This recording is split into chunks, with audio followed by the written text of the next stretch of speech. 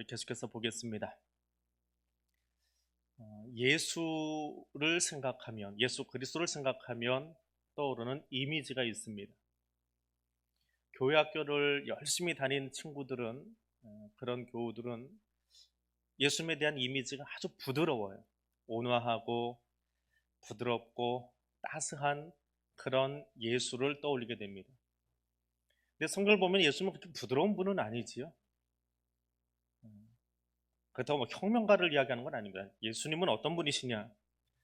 나사렛에서 살기 등등한 무리들에게 둘러싸여 있을 때에 당당하게 거리를 지나서 나가버리십니다. 겟세마네 동산에서 예수를 잡으려고 왔던 무리들이 예수를 보자마자 두려워서 땅에 엎드러져 버립니다. 그 풍기는 모습만 보고도 다 넘어져 버리지요. 사람들은 다 외면하는 문둥병 환자에게 손을 내밀어서 그 손을 잡아주십니다. 코로나 바이러스 확진자의 손을 잡을 수 있을까요? 말도 안 되는 소리지요. 근데 예수님은 거기 손을 내미셨습니다. 어떤 분이신가요? 이 세 가지 예를 보면 예수님은 어떤 분이에요? 그냥 혁명가라고 말할 수는 없습니다. 굉장한 카리스마가 있는, 아이들의 말로는 포스가 있는 그런 분이지요. 잡으러 왔던 사람들이 넘어져 버리고 죽이려고 하는 사람들 사이를 그냥 지나가 버리고 남들은 다 외면하는 사람에게 손 내밀 수 있는 분. 근데 그분이 공생애를 시작하면서 요한복음에 의하면 가나 혼인잔치 직후에 성전 정화 사건을 벌이고 있습니다. 가축과 양을 팔고 로마 화폐를 성전 세겔로 환전하고 비둘기 파는 이 일이 당시의 성전 안에서는 합법적인 일이었습니다. 합법적인 일이에요. 대제사장의 허락을 받고 사내들인 의회에서 통과되어진 규칙에 따라서 성전 안에서 매매를 하고 환전을 하고 있었던 합법적인 일입니다. 그러면 예수는 어떤 사람이에요? 불법 용역과 같은 사람입니다. 당시의 눈으로 보면, 당시 그 성전의 분위기로 보면 예수는 분명 그런 사람입니다. 그런데 그런 예수를 요한복음에서는 어떻게 풀어서 우리에게 전달해 주고 있느냐라고 하는 거예요. 예수는 어떤 분이냐? 단지 성전을 정결하게 한, 정화시킨 청결 사건의 주체, 그렇게만 설명하기는 작습니다. 6월절이 가까운 어느 날 예수님이 예루살렘에 올라가셔서 성전 안에서 일이 일어납니다. 성전 정화 사건은 예수 공생의 기간 중에 몇 번 일어났을까요? 신학자들마다 이것도 의견이 분분합니다. 한 번이다 혹은 두 번이다 분분합니다. 좀 다른 것은 공관복음 마태, 마가, 누가 이 세 복음서 기자는 예수님의 공생의 말기에 이 사건이 있었다라고 적고 있습니다. 마태복음 21장, 마가복음 11장, 누가복음 19장 한결같이 복음서의 뒷부분에 기록이 되어 있습니다. 그런데 요한복음은 복음서 제일 앞부분에다 넣어놓고 있습니다. 초기의 사건으로 기록하고 있습니다. 다른 것은 공관복음에서 예수는 갈릴리에서 예루살렘으로 올라가고 있는 예수로 묘사됩니다. 이야기가 계속 올라가요. 지리적으로도 예루살렘으로 올라간다, 서울로 올라간다 하듯이 예루살렘으로 올라가는 예수입니다. 그런데 요한복음에 나오는 예수는 올라갔다 내려갔다를 반복합니다. 지리적으로도 예루살렘 갔다 왔다를 반복합니다. 그리고 요한복음에서 예수는 갈릴리보다는 예루살렘 중심의 사역을 펼치고 있습니다. 공관복음에서는 갈릴리 사역을 하고 있다가 공생의 말기에 예루살렘으로 이동하는 예수를 보여주는데 요한복음은 철저하게 예루살렘 위주의 사역을 더 많이 설명하고 있습니다. 자, 그런 배경 속에서 한 번일까요? 두 번일까요? 아까도 얘기했지만 신학자들은 의견이 분분합니다. 한 복음서에 두 개를 적어놨든지 한 번을 적어놨다면 좋은데 날짜도 다르게 적어놓고요. 한 번이다라고 주장하는 사람은 이렇게 이야기합니다.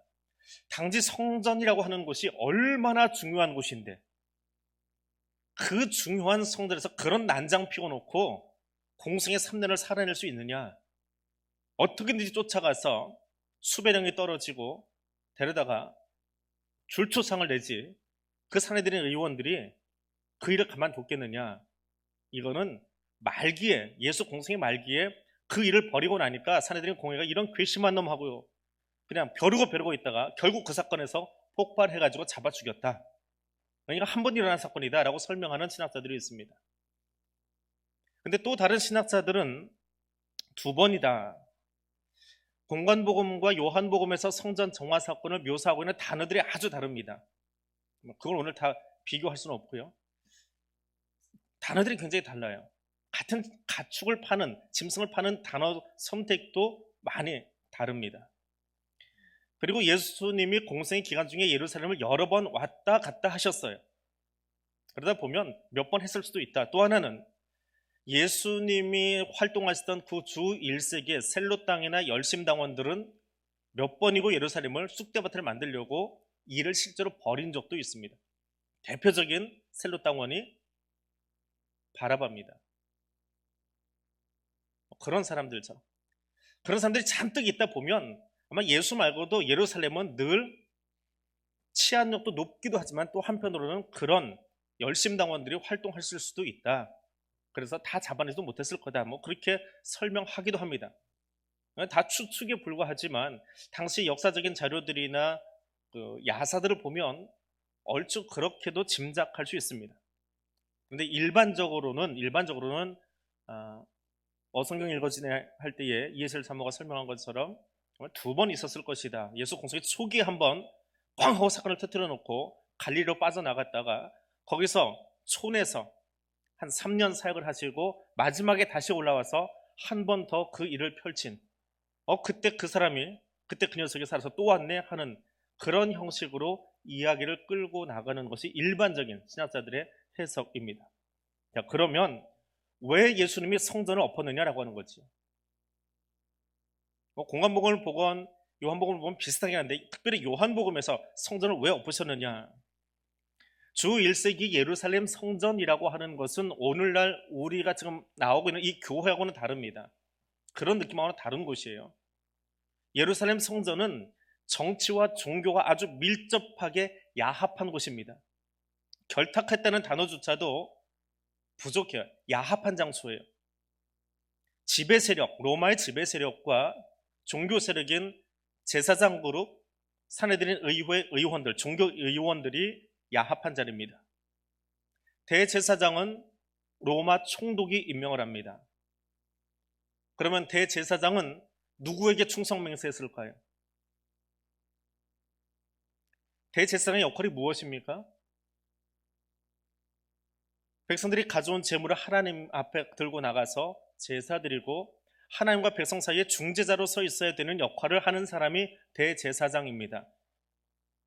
그는 철저히 하나님 앞에 충성스러운 일꾼이 되어야 하는 사람인데 로마 총독이 임명을 합니다. 그러면 누구에게 충성할까요? 살아남아야지요. 더군다나 예수 시대에는 몇 년에 한 번씩 총독이 재산을 바꿨습니다. 종신제로 놔두면 죽을 때까지는 그 사람의 자리가 보장이 되어지니까 수시로 바꿔버렸어요. 임기제로 바꿔놨습니다. 그럼 내 임기 동안에 잘리지 않고 버티려면 누구 눈치 봐야 돼요? 누구에게 잘해야 돼요? 누구에게 충성해야 돼요? 정치와 종교가 야합해버린 자리가 성전이라고 하는 것입니다. 성전은 로마 제국주의의 신여에 불과했던 것이 1세기의 예루살렘 성전입니다. 경제적으로는 팔레스타인의 모든 부가, 금융이 다 예루살렘 성전 안으로 모입니다. 소위 은행 역할을 했어요. 왜요? 종교적으로 11조 내지요. 성전세 내야지요. 성전 그 인근에서 살려면 임대료를 대제사장에게 내야지요. 로마의 가이사가 그려져 있는 화폐를 헌금으로 드리지 못하니까 성전 앞에서 환전하는데 수수료를 뗍니다. 환전 수수료 떼지요. 은행도 이런저런 은행이 없습니다. 거기다가 그 성전 안에 들어와서 제사를 드리려면 내가 아무리 좋은 짐승을 들고 와도 성전에서 특허 받은 짐승만 가지고 들어올 수 있습니다. 다 빠꾸당해요. 그럼 결국 백성들은 짐승을 끌고 오지 않습니다. 돈을 들고 와서 환전 수수료를 내고 세겔로 바꾼 후에 그것으로 전매 특허 받은 오직 제사장이 인정한 그 짐승을 사서 드릴 수 있었습니다. 그럼 그 짐승의 값은 누가 결정할까요? 받고 싶은 대로. 요즘 마스크 중간 도소매 업자 중에 좀 타락한 사람들처럼 그런 무리가 있었다는 겁니다. 적당히 있는 것이 아니라 아주 많이 있었어요. 그것이 예루살렘 성전이었습니다. 예수님이 말씀하신 것처럼 저주받은 무화과 나무 같은 곳이 성전이었습니다. 예수님에게 성전은 더 이상 하나님과 교제하는 장소가 아니었습니다. 그래서 14절에서 16절까지 이렇게 묘사하고 있습니다. 성전 안에서 소와 양과 비둘기 파는 사람들과 돈 바꾸는 사람들이 앉아있는 것을 보시고 노끈으로 채찍 만드사 양이나 소를 다 성전에서 내쫓으시고 돈 바꾸는 환전상들 돈을 쏟으시고 상을 엎으시고 비둘기 파는 사람들에게 이르시되 여기서 나가라. 여기는 어떤 집이요? 어떤 집이요? 내 아버지의 집인데 너희가 어떻게 만들었다고요? 장사하는 집을 만들었대요. 공관복음서에서는 장사는 굴혀를 만들었다고 그래요. 근데 여기서는 집이라는 동일한 단어를 쓰고 있습니다. 그러면서 요한복음 기자의 의도가 숨겨져 있지요. 성전은 어떤 곳이라고요? 성전은 어떤 곳이 돼야 돼요? 아버지의 집이 돼야 돼요. 아버지의 집이에요. 그런데 사람들이 어떻게 만들었어요? 장사하는 집을 만들었어요. 이곳은 아버지의 집이다라고 말씀하시는 예수님의 말씀 속에는 나는 누구라는 거예요? 나는 누구예요? 성전을 아버지의 집이라고 하니까 나는 누구예요? 하나님의 아들이지요. 자기 정체성을 이야기하고 있는 거예요. 내가 누구냐라고 하는 것을 성전 정화 작업을 통해서 이야기하고 계십니다. 내가 누구냐? 나는 하나님의 아들. 요한복음 기자가 쓴 것을 빌리면 인자라고 하는, 나는 하나님의 아들 인자다. 근데 유대인들은 그 성전을 장사하는 집으로 만들었다라고 말합니다. 그래서 이 상황이 어떻게 흘러가느냐, 17절에 가니까 제자들이 성경 말씀에 주의 전을 사모하는 열심히 나를 삼키리라 한 것을 기억하더라. 구약의 말씀을 인용해서 설명하고 있습니다. 다윗의 하나님을 향한 열정이 너무 강해서 하나님을 대적하는 악인들이 다윗을 못살게 굴고 있는 장면을 묘사한 대목이에요. 그것처럼 예수님이 이 일로 인해서 고난을 받으셨더라라고 하는 이야기를 구약 성경을 인용해서 적어놓고 있습니다. 예수의 열정이 이 불량을 삼켜버릴 거야 라고 하는 미래 시제예요. 앞으로 일어날 일. 그러니까 성전 정화 사건은 현재 사건도 중요하지만 앞으로 어떤 일이 일어날 것인지를 미리 적어놓고 있는 사건이에요. 미래형의 단어가 쓰이고 있습니다. 자, 성전을 그렇게 엎고 나니까 유대인들이 이야기합니다. 18절에서 예수께 말하기를 내가 이런 일을 행하니 무슨 표적을 우리에게 보이겠느냐. 왜 표적을 요청합니까? 왜 유대인들이 성전을 엎어놨는데, 성전의 장사들을 내쫓고 환전상을 내쫓고 다 엎어놨는데 왜 표적을 요구하고 있습니까? 28절의 말뜻은 이런 것입니다. 네가 무슨 선지자라도 된 것처럼 지금 휘두르고 다니는데 선지자가 맞다면 거기에 맞는 표적을 내놔라라고 하는 거예요. 왜? 구약 성경에 선지자는 백성들에게 표적을 보여주면서 내가 선지자임을 드러내게 되어 있거든요. 네가 선지자 맞다면 표적을 드러내봐라. 너 선지자 맞냐? 그렇지 않으면 왜 여기 와서 깽판이냐? 무슨 강도짓이냐? 라고 따지고 있는 거예요. 그럼 예수는 어떻게 대답을 해야 됩니까? 표적을 보이든지 선지자됨을 보이든지 뭔가 자기 변호를 해야 되는데 19절 말씀에 답이 이렇게 나옵니다. 이 성전을 헐어라. 내가 사흘 동안에 일으키리라. 일으키리라. 누구를 일으킵니까? 이 일으키리라라고 하는 단어도 미래형인데요. 잠자는 자들을 깨운다라고 하는 거예요. 쟤 좀 가서 빨리 깨워. 쟤 좀 일으켜봐. 라고 이야기하지요. 일으킨다. 죽은 자를 살린다라고 하는 단어로 이 다음에는 쓰이기 시작합니다. 여기서는 그냥 일으킨다라는 의미로 쓰였는데 유대인들은 또 제자들은 아직 이해하지 못했어요. 그래서 미래형이에요. 앞으로 이해하게 될 거예요. 지금은 이해하지 못하는데 아무튼 예수 입에서는 선포가 되었어요. 성전 헐어라. 그럼 내가 다시 잠자는 자들을 깨우는 것처럼 죽은 자를 살리는 것처럼 다시 세워놓을게 라고 말을 합니다. 자, 유대인들은 의아하지요. 이 성전이 대체 어떻게 지어진 것인데요? 주전 957년경에 솔로몬의 성전을 짓습니다.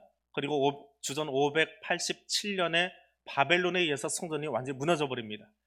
그리고 70년쯤 지나고 나서 바벨론 포로기가 끝나고 나서 스룹바벨이 들어가서 다시 제2성전 스룹바벨 성전을 건축합니다. 그리고 예수님이 오시기 한 20년 전쯤에 주전 19년에 헤롯이 유대의 왕으로 등극하면서 유대인들의 마음을 살려고 헤롯 가문의 제일 선조가 되어준 대헤롯이라 불리는 사람, 아기 예수를 죽이려고 뛰어다녔던 그 대헤롯이 성전을 다시 보수하기 시작해요. 나도 유대인이야, 피가 반은 유대인이야 라는 것을 드러내면서 성전을 짓기 시작하는데, 예수가 활동하던 이 어간에 아직 성전이 지어지고 있던 중이에요. 다 짓지 못했어요. 너무 성전이 커가지고 기존에 있던 성전들은 자그마했답니다. 지금 예루살렘 성전 크기가 아니고 자그마한 성전이었기 때문에 그것을 덮었을 수 있는 더 큰 성전을 지으라고 시간이 아주 오래 걸렸어요. 더군다나 유대인들은 헤롯이 그 일 하는 게 못마땅해가지고 잘 도와주지를 않았답니다. 그러니까 더 오래 걸리지요. 적극적으로 협력했다면 빨리 지어졌을 텐데 지지부진하게 되고 있었어요. 그러다가 63년에 가서야 성전이 완성됩니다. 63년에. 근데 그 성전이 어떻게 됐어요? 70년에 로마 티투스 장군에 의해서 돌 위에 돌 하나 남지 않고 다 무너져 버립니다. 자, 연대를 빨리 불러드렸는데 어떤 생각이 드십니까? 멍하니 듣고 있으면 잘 안 들릴 거예요. 예수님이 이 말씀을 하시던 바로 그때 공생의 기간 중에 성전은 어떻게 되어 있었어요? 어떤 상태예요? 지어지고 있는 중. 아직도 지어질 만큼 성전이 이렇게 오래 걸리는데 네가 3일 만에 진다고? 뭐 이런 거짓말쟁이가 다 있어. 두 번째, 이 복음서가 쓰여진 것은, 요한복음이 쓰여진 것은 주후 90년입니다.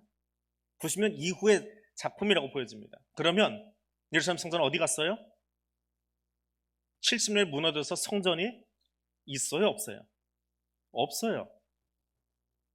성전이 무너졌으면 유대인들의 입장에서는 더 이상 예배할 공간이 사라져버린 거예요. 어디서 예배드리지? 철옹성이라 여겨졌던 성전이 없어져 버린 상황. 그때 이 복음서를 기록하고 있습니다. 자, 요한 공동체. 이 복음서를 받아들고 있는 요한 공동체가 설교를 들으려고 여러분처럼 자리에 앉아 있어요. 그들이 요한복음을 기록한 목사님이 앞에 오셔서 설교를 합니다. 근데 앞부분에 이 2장의 설교를 지금 하고 계시는 거예요. 6월절 가까운 어느 날 예수님이 성전에 올라가셔서 그곳을 정화하셨어.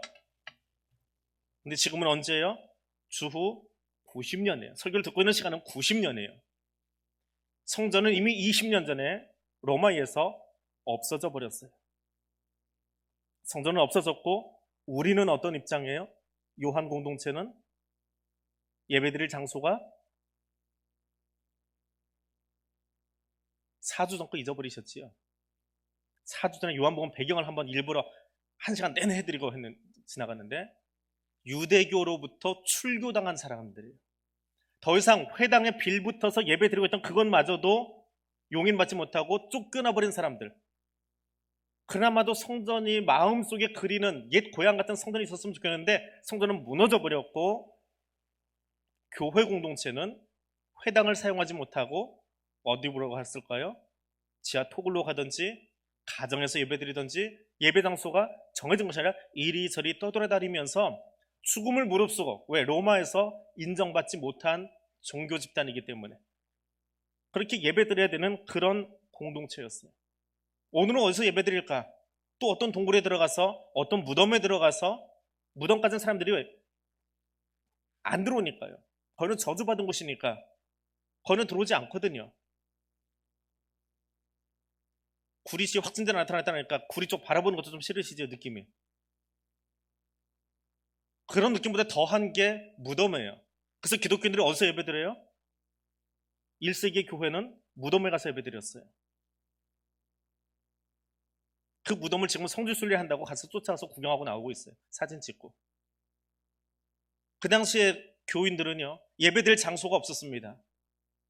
유대교로부터 출교당하고 성전은 무너졌고 갈 곳이 없어요.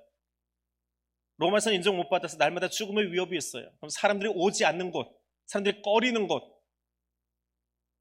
무덤을 찾아가고 아니면 헌신된 누군가의 집, 들키면 그 집이 쑥대밭 될 것을 알면서도 그 가정에 가서 가정교회로 예배를 드리고 있던 상황이 1세기의 교회였어요.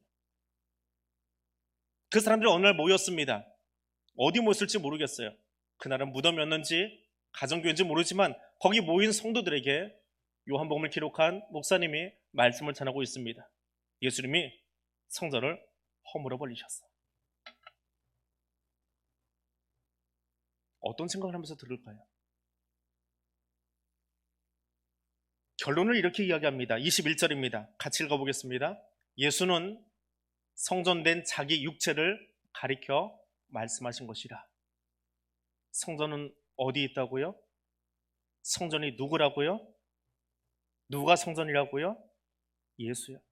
무너져버린 예루살렘 성전이 아니라 오늘 우리가 예배드리는 이 지하 동굴 혹은 가정교회 혹은 대안교회 이 건물이 아니라 누가 성전이에요? 예수님이 성전이에요. 성전은 어떤 곳이기에? 성전은 어떤 곳이에요? 아버지의 집이라고요. 아버지의 집, 아버지의 임재를 경험하는 곳, 하나님이 함께 하심을 경험하는 곳이 성전이에요. 교회당 건물이 아니고 하나님의 임재를 경험하는 곳이요, 하나님을 만나는 곳이요, 그곳이 성전입니다. 근데 그 성전은 예수를 만나지 않고는, 그것도 부활하신 예수를 만나지 않고는 하나님을 만나거나 구원을 경험할 수가 없습니다. 그래서 제자들이 언제 알았다고요? 부활하신 이후에야 이 말뜻을 알아듣기 시작합니다. 성전과 예수를, 예루살렘 성전과 예수를 비교하면 저울이 어떻게 움직일까요?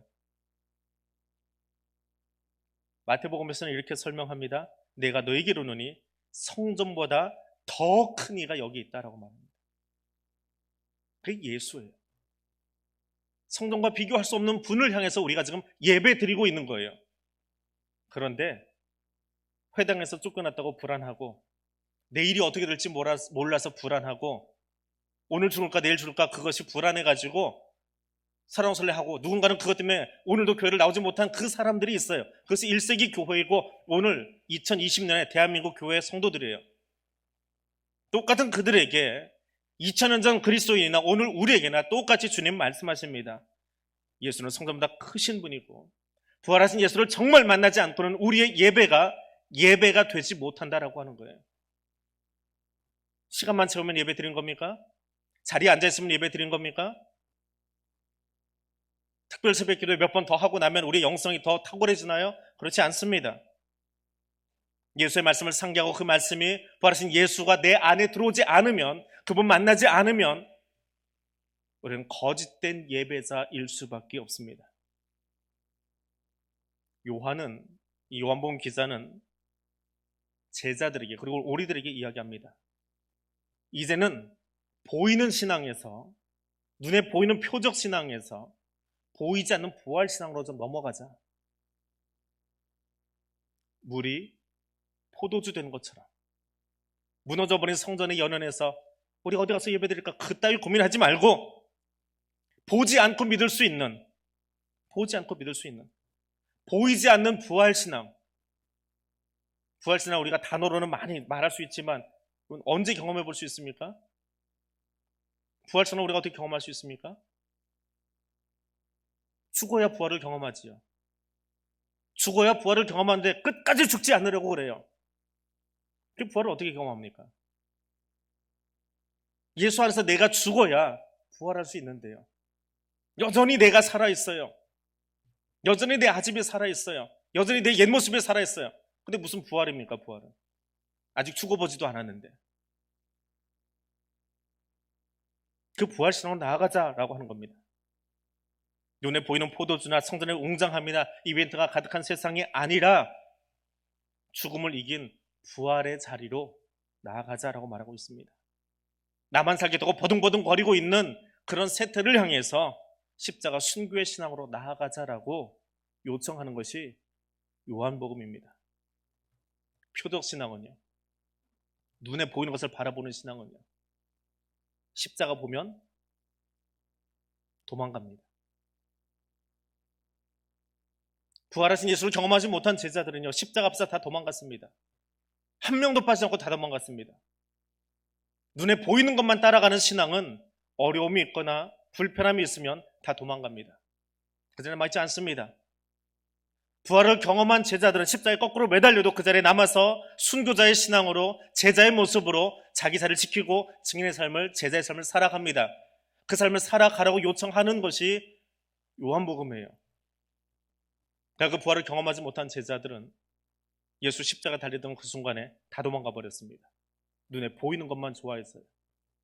짠하고 사람 많고 뭔가 이벤트 가득하고 그 자리는 잔뜩 모입니다. 눈에 보이지 않는 것을 향해서는 나아가지 않습니다. 부활이 무엇인지 알지 못하기 때문에 그렇습니다. 다시 한번 요한복음서를 보십시다. 요한복음 2장 본론의 첫 부분입니다. 이건 지난주 했던 말씀이지요. 그럼 본론의 제일 마지막 요한복음 20장은 어떤 내용이 써 있다고요? 그새 잊어버리셨어요.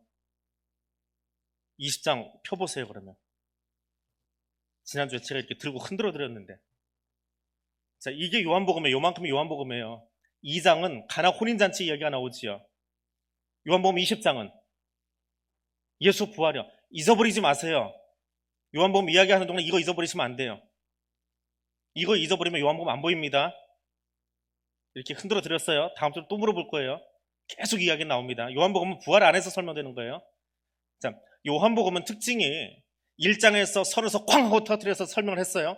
마지막에서 한 번 더 설명합니다. 본론도 앞에서 설명을 하고 그 결과가 뭐냐 20장에서 설명을 했어요. 자, 큰 것에 상고로 왔죠. 똑같은 이치로 각 패러그래프, 각 단락을 설명할 때도 앞부분과 뒷부분에서 한 번씩 더 설명을 해요. 오늘 본문이 어떻게 잡혀있지요? 같이 읽은 본문이 몇 절에서 몇 절까지예요? 어디서 어디 읽었는지도 모르고 앉아 계세요? 13절에서 22절까지. 자, 13절은 어떻게 시작합니까? 같이 읽어볼까요?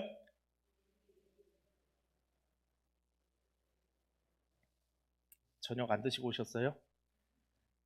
무엇에 가까웠다고요? 유대인의 유월절이 가까웠대요. 자, 이 이야기로 시작합니다. 유월절의 이야기로 시작합니다. 오늘 본문의 마지막 22절 같이 읽겠습니다.